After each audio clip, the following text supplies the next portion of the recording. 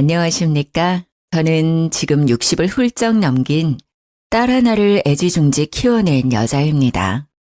아무리 생각해도 저만큼 인생을 매일매일 사건과 사고로 쌓아올린 사람은 없는 것 같아서 이야기를 풀어보고자 이곳을 찾아와 사연을 올리게 되었습니다. 이 나이가 될 때까지 정말 하루도 일이 없었던 적이 없더라고요. 어찌 보면 기구한 운명이고 어찌 보면 빡빡한 인생이지만 여러분들께 제 이야기를 들려드리고 싶어서 찾아왔습니다. 하루에도 수십 번씩 바뀌는 갈대 같은 마음처럼 제 인생이 참 여러 번 바뀌었습니다. 시작은 미약하나 끝은 창대하리라는 말처럼 제 인생의 끝이 아주 화려하길 기대해 보면서 이렇게 제 인생을 글로 풀어나가 보렵니다. 어찌 제 삶을 글 몇 줄로 끝낼 수 있겠냐마는 최대한 청취자 여러분들이 듣기 쉽도록 이야기를 써내려가겠습니다. 끝까지 들어주시고 제 인생의 끝을 여러분이 함께 해주신다면 더할 나위 없이 좋을 것 같습니다. 저는 강원도 산골에서 태어나 뒤로 10발자국만 디뎌도 산이 나오는 시골 깡촌에서 쭉 자랐습니다. 산 공기도 좋고 물소리도 졸졸 나고 가끔 가다가 들짐승이라도 마주치는 날에는 죽었다 싶을 정도로 무서워서 도망을 가야 하기도 했지만 그 시골이 참으로 정겨웠습니다. 자식을 더 낳고 싶어 했지만 저를 낳고 뭔가가 잘못되어 더 이상 자식을 가질 수 없게 된 우리 어머니는 저를 정말 금이야 오기야 키워주셨습니다. 어릴 때 저는 시골에서 사는 게 너무나도 행복했지만 점점 커갈수록 이 좁은 시골에서 자급자족하며 생활하는 것에 신물을 느끼게 되었습니다. 저희 아버지는 북을 치는 사람이었는데 국악을 하시는 대모님을 따라다니면서 푼돈을 벌며 생활하시던 분이었습니다. 저는 당연히 제대로 된 교육을 받으면서 자라지 못했고 북을 치는 아버지를 따라 장터에 나가는 것이 가장 재미있는 일이라 여기며 살았습니다. 보고 배운 것이 그것뿐이라 저는 어릴 때부터 구수한 소리를 잘 따라내었고 장터에 따라 나가서 북을 치는 아버지 옆에서 노래를 부르며 용돈을 벌었습니다. 그게 제가 초등학교 저학년 때의 일이었는데 가끔 장터에 나온 동급생 친구들에게 놀림을 당하기도 했지만 돈을 벌어 과자를 사 먹을 수 있음에 기쁘기만 했습니다. 학교에서도 제가 장터에서 노래를 부른다는 것이 소문이 나서 가끔 선생님들께서 노래를 시키기도 하셨습니다. 어린 나이였지만 시골에 다 쓰러져가는 집에 사는 저는 학교 근처에 새 아파트에 사는 친구들이 부러워 돈을 모아 집을 사고 싶다는 열망을 가지게 되었습니다. 어느 날은 평소와 다름없이 장터에 나가 구수한 트로트를 부르며 1,000원, 2,000원 꼬깃꼬깃 용돈을 모으고 있었는데 외부에서 오신 명창이 저를 발견한 것입니다. 제가 노래를 부르는데 한이 서려 있다면서 나이도 어린데 어찌 이리 노래를 잘 부르는 거냐고 저에게 노래를 업으로 삼을 생각은 없냐고 하셨습니다. 당시에 저는 돈 버는 재미에 맛이 들려 있었기 때문에 땀을 뻘뻘 흘리며 거절을 하는 아버지 옆에서 꼭 하고 싶다고 제 의견을 피력했습니다. 사탕을 잔뜩 사주겠다는 명창의 말에 이끌려 저는 노래를 제대로 배우기 시작했죠. 그 명창은 판소리를 하는 사람이었던 것이었습니다. 어줍지 않게 트로트만 따라 부르던 제가 판소리를 하려고 하니 여간 힘든 것이 아니었습니다.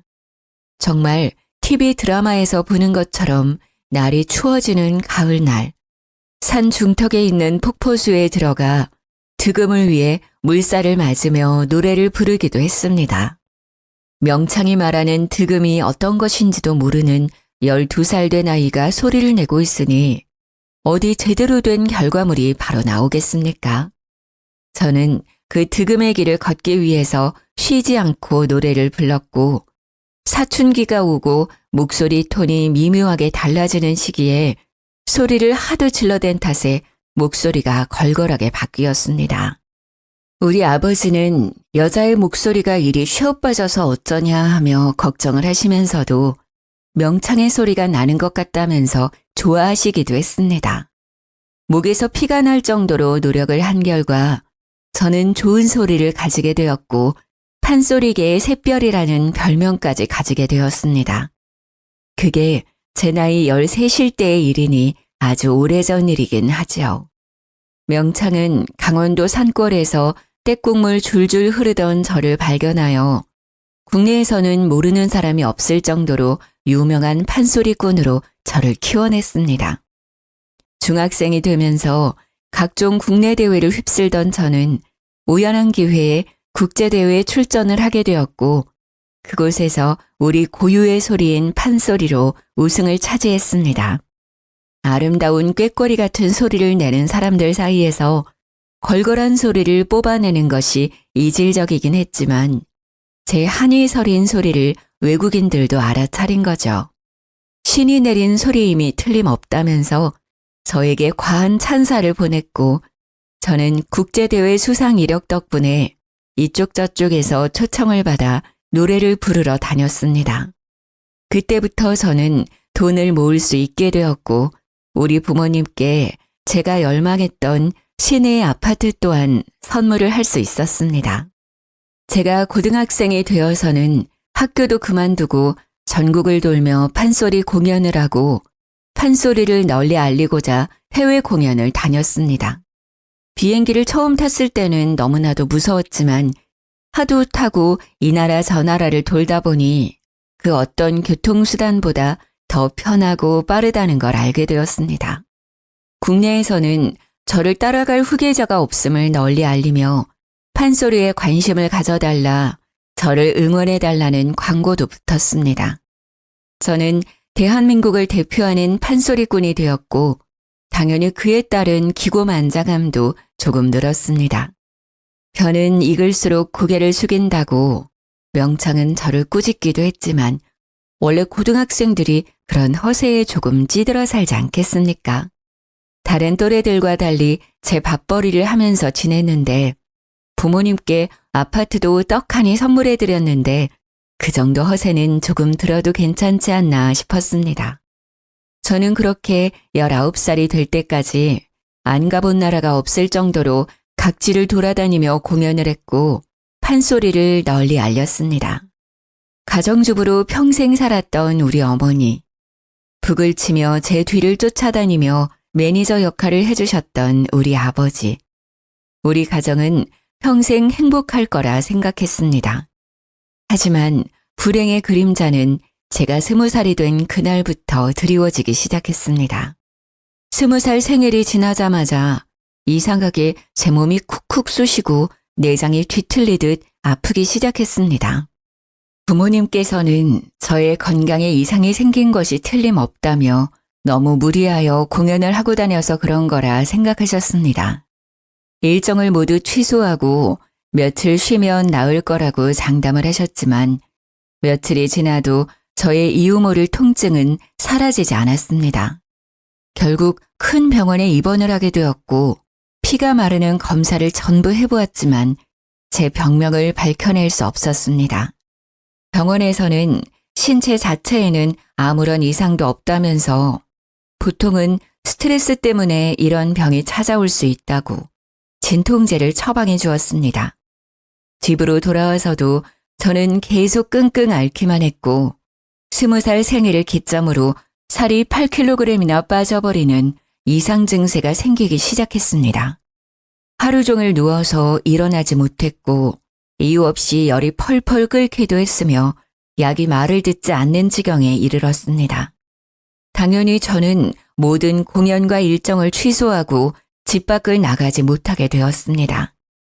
전업주부로 살던 저희 어머니께서는 24시간 제 곁을 지키면서 고열에 시달려 헛소리를 찍찍 내뱉는 저를 위해 기도하셨습니다. 하지만 나아질 기미가 전혀 보이지 않았고 결국에 저희 아버지께서는 저를 무당에게 데려가 굿이라도 해야 하는 것 아니냐고 하셨습니다. 저희 어머니는 절대로 무당에게 보낼 수 없다며 약을 꾸준히 쓰다 보면 나을 것이라고 극구 반대를 했습니다. 하지만 투병을 한 지 1년이 가까워짐에도 제 병명은 그 어떤 병원에서도 밝혀내지 못했고 저는 뼈만 남은 상태로 앙상하게 변해버렸습니다. 그때의 기억은 잘 나지 않습니다. 너무나도 아팠고 매일 환청에 들렸고 누군가 제 몸을 탐내고 있었던 것 같은 기분이었습니다. 저는 이대로는 못 살겠다, 제발 죽여달라고 어머니의 손을 붙들고 매일을 울었습니다. 하나뿐인 자식을 어찌 홀로 보내겠냐며 저희 어머니께서는 버텨야 한다고 제 손을 붙잡고 매일 기도를 하셨습니다. 그렇게 1년이 지나는 시간 동안 저는 산송장으로 변했고 결국 아버지의 손에 이끌려 무당을 찾아가게 되었습니다. 용하다는 그 무당은 산속 깊은 곳에 신당을 꾸려 지내고 있었는데 업히다시피 등장한 저를 보고는 혀를 끌끌 찼습니다. 딱 보아하니 이 계집의 목소리가 신통방통하구나. 그러니 목소리를 탐나는 신이들로부터서 떨어질 생각을 안 하지. 이 계집에 살리려면 신내림 구슬하는 수밖에 없어. 들러붙은 신이 앵간에서는 떨어지지 않는 분이시다. 넋을 그리고 천국을 떠돌아도 방법은 신내림굿 하나뿐이야. 당연히 판소리로 이름을 알리고 있던 제가 무당이 되어야 한다고 하니 저희 부모님께서는 죽어도 안 될 일이라고 극구 반대를 하셨습니다.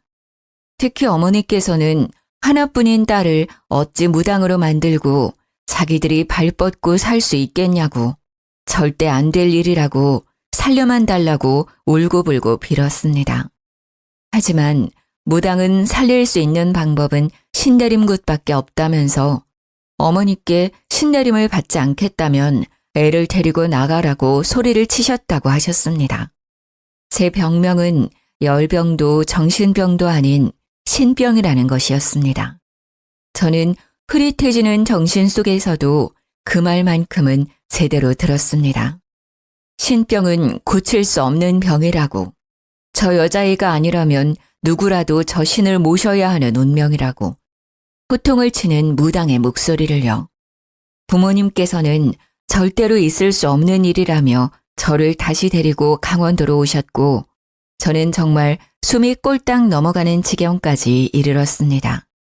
병원에서도 병명을 알 수 없으니 기도에 의존해라, 마음의 준비를 해라 하는 말만 반복했고요.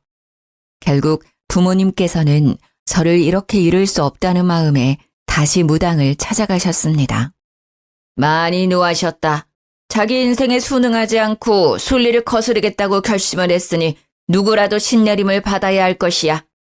결국 저희 어머니께서 저 대신 신내림을 받겠다고 결심을 하셨고 신내림 굿을 통해 믿기 힘들겠지만 어머니는 무당이 되었습니다. 신내림 굿이 꼬박 15일간 이어졌고 저는 시름시름 앓다가 점점 몸이 호전되는 것을 느끼게 되었습니다. 정말 그 누구도 겪지 못할 신기한 일이었습니다.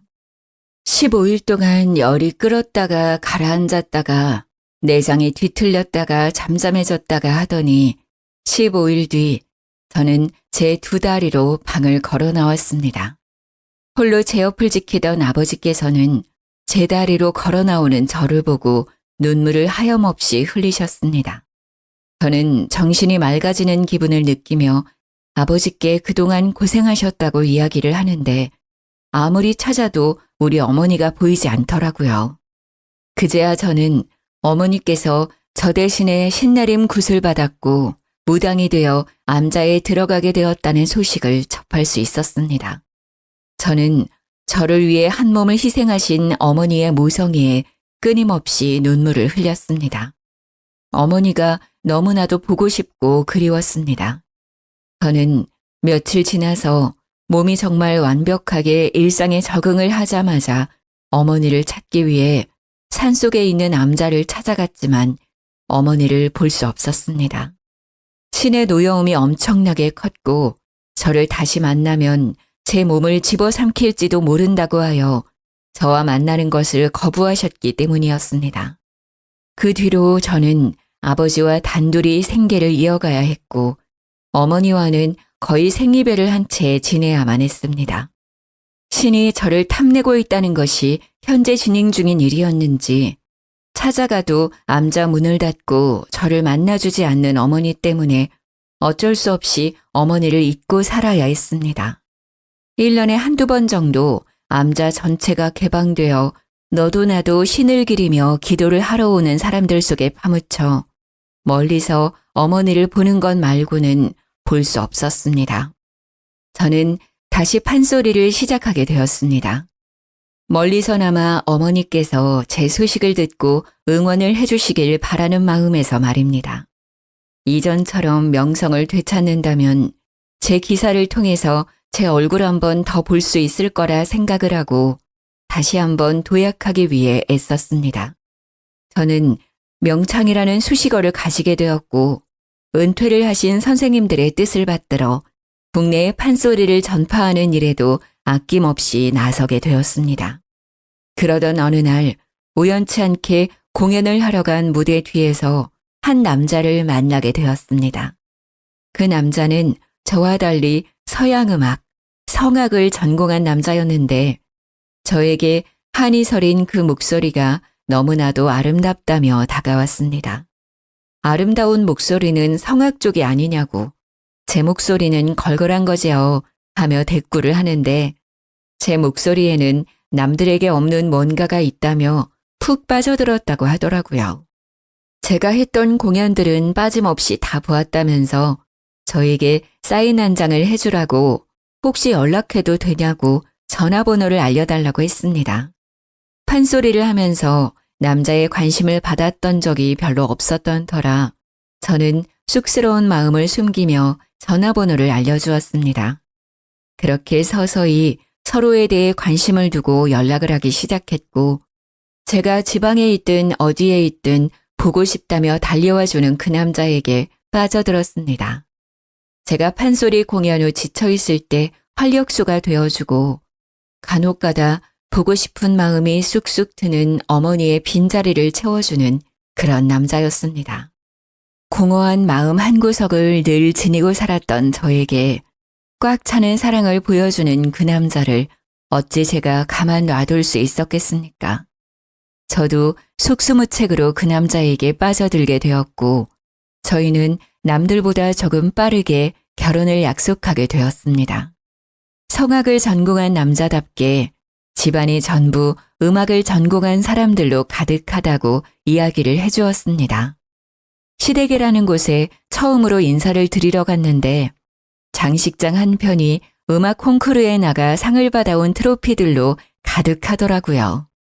저도 어디 가서 상이라고 하면 빠지지 않는 사람이었지만 웅장한 집에 들어가니 주눅이 드는 것은 어쩔 수 없었습니다. 알고 보니 가족들이 전부 피아니스트, 지휘자, 성악가였고 죄다 독일에 유학까지 다녀온 인재들로만 구성이 되어 있었습니다. 북을 치는 아버지와 무당인 어머니를 둔 저는 너무나도 모양새가 빠지는 예비 며느리였습니다. 산골에서 폭포수를 맞으며 수련을 했던 저와 달리 남편은 어릴 때부터 독일에 유학을 가서 선생님께 발성하는 법을 배우고 피아노를 치기 시작했다고 했습니다. 제가 득음을 하겠다고 소리를 쥐어짜낼 때 남편은 유럽 여행을 하면서 각국의 맛있는 것들은 죄다 먹어봤다고 했습니다. 제가 대학에 가지 않고 신병을 앓고 누워 끙끙거릴 때 남편은 아주 유명한 대학 성악과에 들어가서 합창을 시작했다고 했습니다. 처음부터 끝까지 맞는 구석이 하나도 없는 우리 둘이 과연 잘 살 수 있을까 하는 의문이 들기도 했지만 아가페와 같은 사랑을 보여준 그 남자를 놓치고 싶지 않았습니다. 제가 부족하면 그만큼 더 노력하면 되는 것이라고 안일하게 생각하기도 했습니다. 결국 시댁에 인사를 드리러 갔는데 저에게 제일 처음 한 말이 바로 우리 집안은 서양음악을 하는 집안이기에 판소리꾼을 드릴 수 없다 였습니다. 저와 남편은 다른 이유도 아니고 그런 이유로 우리의 사랑을 갈라놓을 수 없다고 시댁에 반항을 하기 시작했습니다. 원래 로미오와 줄리엣도 양가에서 서로 앙숙처럼 반대를 해대니 둘의 사랑이 더욱 불타올랐던 것 아니겠습니까? 저와 남편도 아주 비슷했습니다. 시댁에서 반대를 시작하니 저희의 사랑이 더욱 고결한 것으로 느껴졌기에 반발심이 생기고 말았습니다. 시댁에서는 남편 보고 다시 독일에 가버리라고, 세상에 여자는 많고 음악을 하는 여자도 많다면서 남편을 구슬렸습니다. 하지만 서로의 눈에 보이는 것이 서로밖에 없었던 저희 둘을 갈라놓기엔 너무나도 허접한 소리였던 거죠. 저와 남편은 결국 마지막 선을 넘어버리고 말았습니다. 저는 시댁의 반대를 돌파하는 와중에 임신을 하게 됐어요. 남편은 오히려 시댁에 당당하게 임신을 했으니 결혼을 하겠다고 했고, 시댁에서는 목덜미를 잡고 쓰러지는 신용을 하셨습니다. 결혼을 더 이상 미룰 수 없다고 끝끝내 반대를 하시는 시댁 어르신들께 상견례 날짜를 통보하듯 전했습니다. 당연히 저도 아버지와 어머니께 상견례 날짜를 알려드렸지만 저희 어머니는 아무런 언질도 없이 나타나지 않으셨고 저는 참 서운했습니다. 상견례 자리에 아버지만 나타나자 시댁에서는 답답해하시며 저에게 물어보셨습니다. 사돈어른이 이혼했다는 소리는 들은 기억이 없는데 왜 안사돈은 오지 않으시는 거지? 저는 어차피 밝혀지게 될 일이라 생각해서 정면 돌파를 결심했고 시댁 식구들에게 솔직하게 이야기를 했습니다. 저희 어머니께서는 신을 모시고 계시기 때문에 오늘 일정에 참석하실 수 없으십니다. 신을 모시고 계신다고? 설마 무당이니? 정말 무당이야? 이런 말도 안 되는 집을 봤나? 우리 집안은 크리스천이야. 기독교라고. 근데 무당? 무당 딸을 며느리로? 죽어도 안 된다. 시모는 개거품을 물었고 시부는 얼굴이 새빨갛게 달아올라서는 저에게 삿대질을 하며 죽어도 결혼을 반대할 것이라고 외치셨습니다. 가운데서 땀을 뻘뻘 흘리던 우리 아버지는 조심스러운 말투로 종교는 자유 아니냐, 우리 딸도 성당 다닌다고 항변을 했습니다. 성당을 다닌다는 말에 기가 막히셨는지 시모가 헛웃음을 짓더라고요. 집안이 아주 개판이네, 개판이야. 애는 낳지 않는 게 좋겠어요. 기독교든 불교든 상관없이 살생은 금지를 하고 있지 않겠습니까? 어떻게 뱃속에 있는 핏줄을 지우라고 할 수 있는 건지 속이 많이 상했습니다. 제가 아무 말도 없이 고개를 푹 숙이고 눈물을 삼키고 있으니 우리 남편이 벌떡 일어나서는 시댁 식구들을 향해 소리를 쳤습니다. 이 여자와 뱃속에 있는 아이는 제 가족이나 다름없습니다. 부모님께서 그렇게 나오신다면 차라리 의절을 하고 제 가족을 지키겠어요. 당당하게 소리치는 남편에게 저는 무한한 신뢰를 가지게 되었고 남편 또한 저와 아버지께 일어나시라며 이런 사람들과 상종하지 말자고 했습니다. 시댁 식구들은 모두 불쾌한 얼굴을 하고 어디 한번 나가서 잘 먹고 잘 살아보라고 으름장을 놨지만 남편은 꼼짝도 하지 않았습니다. 저에게 이런 나쁜 소리를 듣게 해서 미안하다며 앞으로는 우리끼리 잘 먹고 잘 살아보자고 우리만 행복하면 된 것이라며 이야기를 하더라고요. 저는 그런 남편과 혼인신고를 하게 되었고 저희 아버지의 집에서 셋이 함께 생활을 하게 되었습니다. 각종 지방으로 공연을 하러 다니던 저는 임신을 해서도 그다지 달라지지 않은 생활을 이어나갔습니다. 임신을 해서 그런지 배에 힘을 주기가 조금 어려웠지만 소리꾼이 평생 소리만 했는데 공연 하나 이어나가지 못할 정도는 아니었습니다. 자리를 굳건하게 지키기 위해 노력을 했고 성악을 전공한 남편도 오페라와 독주회를 하며 돈을 벌어오기 시작했습니다. 하지만 그것도 잠시 대대손손 음악가 집안이던 시댁에서 남편을 공연에 쓰지 못하도록 뒷공작을 펼친 것입니다. 가족을 버리고 간 놈이 잘 먹고 잘 살 수 있나 보자고 일을 갈더니 결국 더럽게 손을 써서 남편은 모든 일이 끊기게 되었습니다. 어떻게 자기 자식에게 그런 짓을 할 수 있는지, 저 대신에 무당이 된 우리 어머니와는 너무나도 다른 행보라 끔찍하게 놀라웠습니다. 우리 남편의 일은 하나 둘 끊기더니 합창일을 하던 것까지 쫓겨나게 되었고 남편의 앞길은 완벽하게 막히게 되었습니다. 저는 어떻게든 생계를 이어나가기 위해 출산하기 전날까지도 쉼없이 공연을 하러 다녔고 우리 남편은 무력감에 빠져 점차 우울해지기 시작했습니다. 거기다가 출산을 하고 난 이후에 저는 딱 3개월간 몸조리를 하고 바로 돈이 필요하다는 것을 깨닫고 공연을 다니기 시작했습니다. 다행히 판소리꾼이 그다지 많지 않은 현실에 저를 찾아주는 곳이 많았고 저는 복귀도 아주 화려하게 치를 수 있었습니다. 제 복귀 소식이 기사로도 뜨고 공연표도 불티나게 팔렸지만 남편은 저를 축하해 주지도 않고 점점 우울해졌습니다. 아무래도 제가 승승장구를 하는 와중에도 아무것도 하지 못하고 집에서 아이만 봐야 하는 현실이 죽을 만큼 싫었던 게 아닐까 싶습니다. 제가 일을 하러 나가야 했기에 육아는 당연히 남편의 몫이 되었습니다. 육아를 도와줄 주위 어른이 하나 없었으니 부부가 해도 바쁘고 힘들다는 육아를 남편 혼자 하느라 얼마나 힘이 들었을까요? 남편은 집 밖으로 나가지도 못하고 하루 종일 아이를 업고 집안일을 해야 했으니 자존감도 많이 떨어졌을 거라 생각이 듭니다. 해외 유학파로 이름을 날리면서 네로라 하는 대학을 졸업하고 오페라며 합창이며 솔리스트며 이름을 날리던 우리 남편이 한순간에 경력 단절남이 되었으니까요. 거기다가 노래와 상관없는 육아일만 하루 종일 하니까요.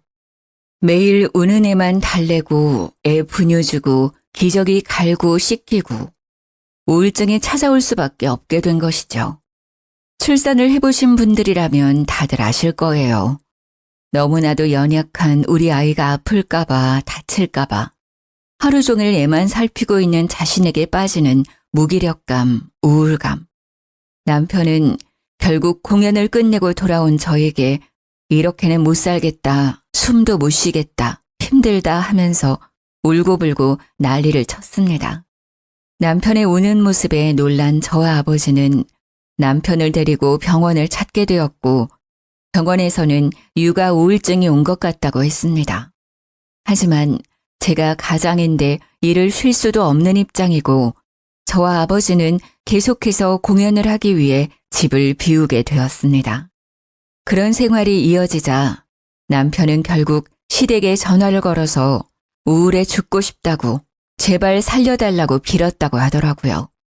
그런 기회를 놓치지 않은 시댁은 남편을 살살 구슬려서 잠시 해외에 나가서 바람이라도 쐬고 오는 게 어떠냐고 제안을 했다더군요. 남편은 저에게 웬일로 밝게 웃으면서 시댁과 연락이 닿았는데 자기한테 나를 세우지도 않고 우리 아이 안부도 물어봤다며 좋아했습니다. 우울해 죽겠다고 하니 돈을 주겠다고 해외여행을 좀 다녀오라고 했다고 가도 괜찮겠냐고 물어보더라고요. 남편의 웃는 얼굴을 정말 오랜만에 봤고 연을 끊겠다던 시댁에서도 먼저 손을 내밀어 주신 게 감사해서 남편에게 다녀오라고 얘기를 했습니다. 남편은 갓난아이를 데리고 독일에 가겠다고 했고 저는 아이를 두고 가라는 것으로 약간의 실랑이가 벌어졌습니다. 남편은 독일에 가서 베이비시터를 두면 된다고 했고 자기가 당장 일이 없으니 함께할 시간이 충분하다고 우겼습니다. 하지만 저는 해외에 나가서 애가 아프기라도 하면 곤란하지 않겠냐. 차라리 내가 공연을 다닐 때 24시간 상주 도우미와 함께 다니겠다고 했습니다. 남편은 저에게 그동안 공연을 한다고 집안을 돌보지도 않던 사람이 어찌 애를 보겠냐며 박박 우겨서 저는 결국 남편이 하고 싶다는 대로 해주게 되었습니다. 아이가 돌이 지날 때까지 제대로 아이를 돌본 적이 없는 건 사실이었으니까요. 아무튼 남편이 해외로 나간 지 한 달이 지나고 2달이 지났는데도 남편은 한국에 돌아올 생각을 하지 않았습니다. 처음에는 이왕 나간 거 제대로 즐기다 와라 했는데 2달이 넘어가면서부터 슬슬 마음 한구석이 불안해지기 시작했습니다. 그 즈음쯤 아버지께서 북을 하도 오랜 시간 두들긴 탓에 손목도 어깨도 손 쓸 수 없을 만큼 약해져서 통증 때문에 북을 제대로 치지 못하게 되었습니다. 저에게 다른 사람을 알아보는 게 좋겠다고 하셨고 저는 몇 개월을 더 북 치는 사람을 알아보며 공연을 돌았습니다. 남편이 독일에 간 지 6개월이 되었을 무렵 저는 남편에게 한국으로 돌아오라고 화를 냈지만 남편은 제 말을 듣지 않았습니다. 알고 보니 시부모가 해외에 있는 남편에게 모든 걸 다 제공하면서 해외에 눌어붙기를 강요하고 있었던 것이었습니다. 생활비를 전부 보태주고 집도 얻어주고 아이와 함께 생활할 수 있는 모든 편의를 시댁에서 봐주고 있었던 것이죠. 그러니 남편에게는 한국에서 얻을 수 없었던 안정과 여유가 생겼고 한국으로 돌아오고 싶지 않았던 것입니다. 게다가 독일에 있는 합창단까지 들어가서 공연을 시작했더라고요. 시댁에서는 남편이 일을 할 수 있도록 계속해서 뒤에서 일거리를 물어다 주었습니다. 저 같아도 그런 생활을 할 수 있다면 한국에 들어오지 않고 싶겠더라고요. 아버지는 북을 더 이상 칠 수 없게 되어 어머니가 계신 암자 근처에서 생활을 하고 싶다고 하셨습니다. 남편은 저에게 아이가 보고 싶지도 않냐며 독일에 들어오기를 바랐고 저는 결국 한국에서의 생활을 정리하고 독일로 떠나기로 결심을 했습니다. 물론 제 공연을 담당해주던 매니지먼트나 명창들이 저를 말리면서 다시 생각해보라고 몇 번이나 끈질기게 회유를 했지만 저는 가족을 버릴 수 없었습니다. 남편이 본인 가족을 버리고 저에게 왔듯이 저도 제 가족을 위해 떠나야 할 시기라고 생각을 했습니다. 게다가 제가 해외에서 판소리 공연을 다녔던 적도 있으니 무대를 해외로 옮기면 된다는 안일한 생각을 하고 떠나게 되었습니다. 제가 독일에 가니 살도 오르고 부쩍 밝아진 남편이 저를 맞이해 주더라고요. 다른 것보다 남편의 좋아진 얼굴을 보니까 독일에 오길 잘했다는 생각이 들어서 가정에 충실해야겠다는 생각을 하게 되었습니다. 저는 한국에 있는 매니지먼트의 도움을 받아서 해외에서도 판소리 공연을 할 수 있는 자리를 알아보기 시작했습니다. 하지만 생각보다 해외에서 초청 공연의 기회 말고는 제 판소리 공연을 할 만큼의 기회가 주어지지 않았고 저는 점점 일이 끊기게 되었습니다. 판소리에 대한 해외의 관심이 아주 잠깐이었고 후배들이 치고 올라왔기에 제가 뛰어다닐 만한 무대가 주어지지 않았습니다. 엎친 데 덮친 격으로 제가 독일에 들어갔다는 이야기가 시댁의 귀에 들어가게 되면서 시댁에서는 다시 한번 남편의 목줄을 죄기 시작했습니다. 남편이 하던 일을 모조리 끊어버린 것입니다. 남편은 실력이 나빴던 것은 아니지만 쟁쟁한 사람들 사이에서는 눈에 띄는 실력을 가진 것이 아니었습니다. 그러다 보니 시댁의 도움이 사라지자 점차 일이 끊어지게 되었고 제가 판소리로 돈을 벌 수 있는 상황이 아니다 보니 생활고에 시달리게 되었습니다.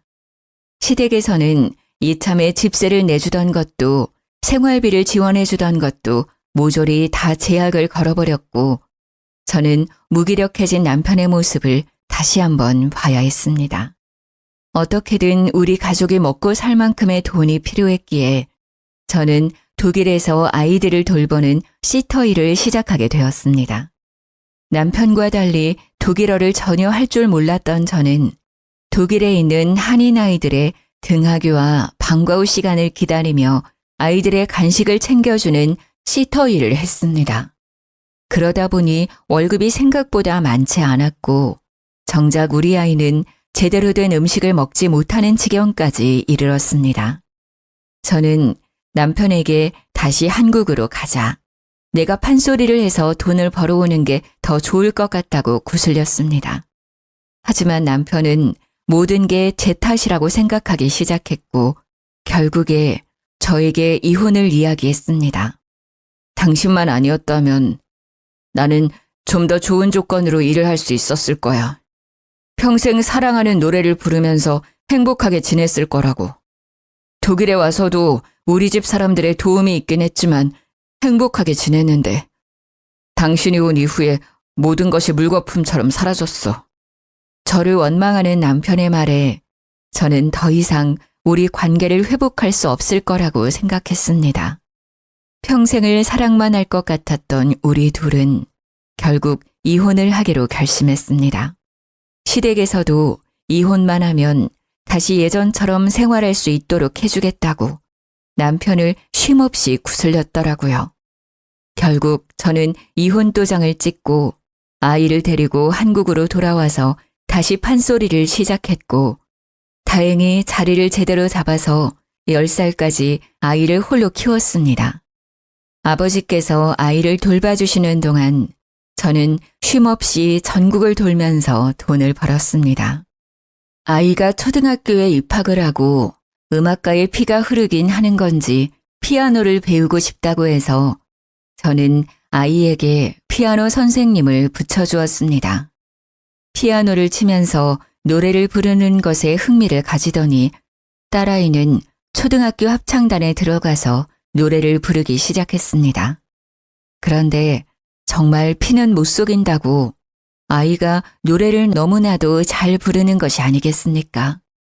목소리가 옥구슬이 굴러가는 것 같은 청아한 소리를 내는데 제가 들어도 남들보다 훨씬 수준 높은 가창력을 뽐내더군요.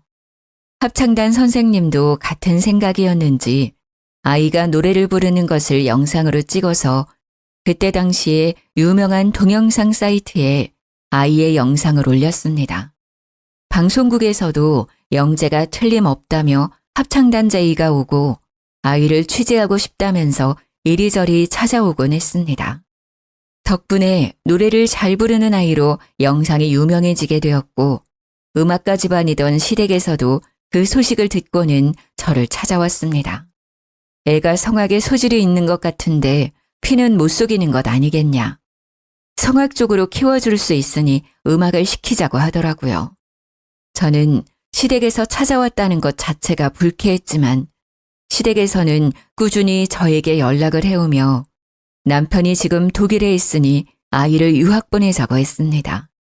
독일에 가서 기초만 제대로 잡아도 조수미에 버금가는 성악가가 될 것이라고 절대적으로 서포트를 해주겠다고 말을 했습니다. 저는 아이의 미래를 위해선 나쁘지 않은 제안이라는 생각이 들었습니다. 딸아이가 노래에 욕심을 보이기도 했으며 소리 자체가 성악을 했을 때 두각이 드러나는 소리였기에 독일로 보내기로 결심을 했습니다. 남편이 워낙 딸아이의 육아에 철저했던 사람이었으니 믿고 보내기로 한 것입니다. 그런데 시댁에서 그런 말을 하더라고요. 해외로 나가려면 양육자가 누구인지 그런 게 중요한 거 알고 있어? 남편이 양육자로 지정되어 있지 않으면 법적으로 제한이 생길 수 있어. 그러니까 아이를 위한 길이라고 생각하고 양육자를 우리 아들로 바꿔주었으면 해. 저는 내키지 않았지만 독일에 간다고 신이 나 있는 딸을 위해 눈물을 머금고 양육자를 남편으로 변경을 해주었지만 모든 것이 시댁의 계략이었습니다. 독일에 간 딸은 처음에 저와 연락을 자주 했지만 점점 연락하는 횟수가 줄어들기 시작했습니다. 한동안 연락 없는 딸이 걱정되어 전화를 걸어보니 없는 번호라고 나오는 것이 아니겠습니까? 저는 놀라서 딸의 집 주소로 편지를 보냈지만 그 집에 이미 딸이 살고 있지 않다면서 편지가 반송되어 돌아왔습니다. 저는 시댁에 연락을 하고 찾아도 가보고 딸의 행방을 알려달라, 번호 아니면 편지라도 쓸 수 있게 주소를 알려달라고 했지만 그들은 저를 완벽하게 무시했습니다. 저는 결국 딸과 연락을 할 수 있는 방법을 찾지 못했고 그대로 딸을 잃어버린 어미가 되었습니다. 결국 매니지먼트사를 통해서 뒤에서 몰래 남편의 행방을 찾으러 다녔습니다. 남편이 성악을 계속하고 있었기 때문에 소식은 어렵지 않게 들려왔습니다. 남편은 독일에서 만난 유학생과 재혼을 했고 재혼을 한 여자가 불임 판정을 받게 되어 자식을 가질 수 없다는 걸 알고 저희 딸을 데리고 간 것이었습니다. 그 모든 사실을 알게 된 이후에 정말 인생이 허탈하더군요. 우리 딸을 당당하게 호적에 올려놓고 자기 자식인 것 마냥 데리고 다니면서 함께 노래를 부르고 있다는 게 아니겠습니까? 그 뒤로 저는 제3자에게 간간히 들려오는 소식 말고는 딸의 얼굴조차 볼 수 없게 되었습니다. 어떻게 컸는지도 알 수가 없고 정말 막막함에 딸의 소식이 들려오기만 기다리고 있었습니다. 그러다 해외 뉴스에 나온 딸을 보게 되었는데 우리 딸이 무슨 콩쿠르에 나가서 상을 받았고 18살 나이로 오페라 무대에 서게 되었다는 소식이었습니다.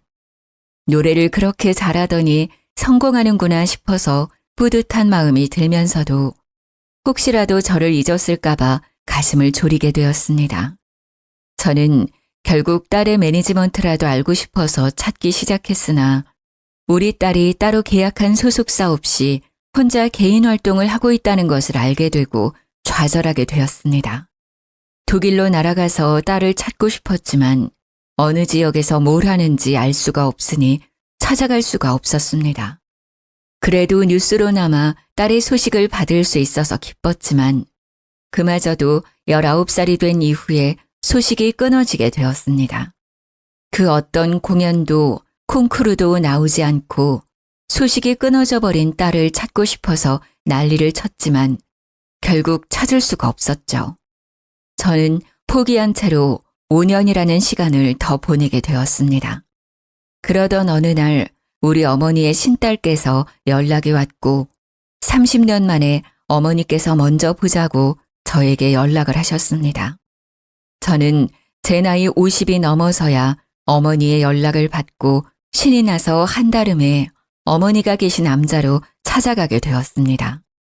암자 입구에 들어서니 신딸이 저를 딱 막는데 불러놓고 왜 막느냐며 항의를 했더니 어머니께서 곧 나오실 테니 기다리라는 말만 반복을 하더라고요. 1시간을 꼬박 기다려서 어머니를 만나게 되었는데 저에게 그러시더군요. 저기 네 딸이 누워있다. 가서 봐라. 저는 이게 무슨 소리인가 싶어서 어머니가 가리키는 방으로 들어가니 정말 그대로 자란 제 딸 수연이가 바닥에 누워있는 게 아니겠습니까?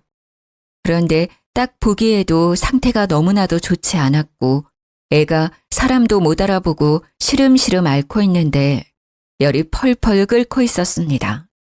네 딸 꼴을 보아하니 30년 전 기억이 떠오르지 않니? 네 딸이 신병이 찾아온 것 같다.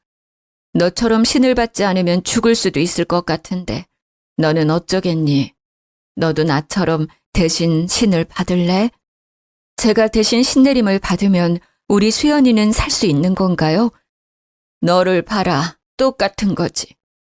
대신 나처럼 실력이 떨어지기 전까지는 만나기 힘들 거야. 곱게만 커야 할 우리 딸에게 그런 병이 생겼다는데 제가 뭘 가리겠습니까? 당연히 신내림을 받아야겠다고 생각했습니다. 수연이가 잠시 정신을 차렸을 때 이야기를 들어보니 독일에서 승승장구하다가 갑자기 신병이 찾아와 사경을 헤매게 되었고 시댁 식구들이 여기에 버려두고 가버렸다고 했습니다. 남편 새끼에 대한 조금의 정까지 전부 털려버렸습니다. 저는 딸과 대화를 통해 그간 쌓인 오해를 풀었고 신내림을 대신 받기로 결심을 했습니다. 어머니의 주도하에 내림굿을 받았고 정말 신기하게도 우리 수연이의 병은 말끔히 나았습니다. 다시 독일에 가서 노래를 부르라고 하니 싫다며 한국에 남겠다고 했습니다. 수연이는 다시 처음부터 성악을 시작했고 작은 무대부터 큰 무대까지 고루고루 서게 되었습니다. 당연히 시댁에서도 알게 되었고 어머니와 함께 지내고 있는 암자로 시모가 찾아왔더군요. 결국 무당이 될 운명이었구먼. 이래서 개판인 집안이랑은 연을 맺으면 안 되는 것이었는데 욕심이 가득한 할미 같으니라고 화를 크게 입을지도 모르니 할미 차 조심해. 제가 무당이 되어서 그런 건지 시모의 얼굴을 보는데 스쳐 지나가는 그림이 막 보이더라고요. 저도 모르게 시모에게 말을 뱉으니 시모가 놀라서 도망을 쳤는데 그날 차를 타고 집에 가는 도중에 고라니를 쳐서 차 사고가 났다는 게 아니겠습니까? 경미한 사고긴 했지만 제 말이 마음에 걸렸는지 찾아오지 않더라고요. 우리 딸이 독일에 들어가지 않고 계속 한국에 있으니 결국 전 남편과 재혼녀가 한국에 와서는 우리 딸을 설득하기 시작했다고 합니다. 딸이 귀찮으니 저희 암자 근처에 아버지 집으로 숨어 들어왔는데요. 끝내 저희 암자까지 찾아와서는 딸을 내놓으라고 저를 협박하기 시작했습니다. 내가 내 딸을 대신해서 신내림을 받았는데 이제 와서 내 딸을 데려가려고 해? 호적상 내 딸인데 어떻게 당신 딸이라고 박박 우게 되는 거야? 이 망할 년, 자궁에 탈이 난 게 선천적이라고 구라를 친 나쁜 년. 네가 떼다 버린 애가 셋이 넘는 걸 하늘이 아는데. 그러니 남편의 재혼녀가 사색이 되어서는 저한테 삿대질을 하며 너 누구냐고 소리를 막 치더라고요. 어쩌겠습니까? 신을 받은 이후에 보고 싶지 않아도 보이고 말하고 싶지 않아도 신의 목소리가 터져나오는 것을요. 재혼녀가 불임이 된 이유가 젊었을 때 하도 난잡하게 놀아서 낙태 수술을 여러 번 반복하면서 생긴 것이었습니다. 그 사실을 알게 된 남편이랑 시모가 재혼녀를 쥐잡듯이 잡았는데 재혼녀도 뻔뻔하게 나오더라고요. 당신도 유부남일 때 나 만나서 바람 피운 거잖아. 그러면서 둘이 개싸움을 하는데 아주 흥미진진했습니다. 결국 둘이 이혼을 하고 재산 분할까지 했는데 서로 돈을 주지 않으려고 난리를 쳤다고 하더라고요. 그 이후로 저는 제 아내 신 때문에 딸이랑 자주 만날 순 없지만 연락을 자주 하면서 지내고 있습니다. 말년에 어머니와 함께 지낼 수 있어 행복하고 아버지와도 자주 만날 수 있어서 행복하게 지내고 있습니다. 붓을 하러 오고 점을 보러 오는 사람들이 줄을 서는 암자라 안정적으로 잘 살고 있습니다.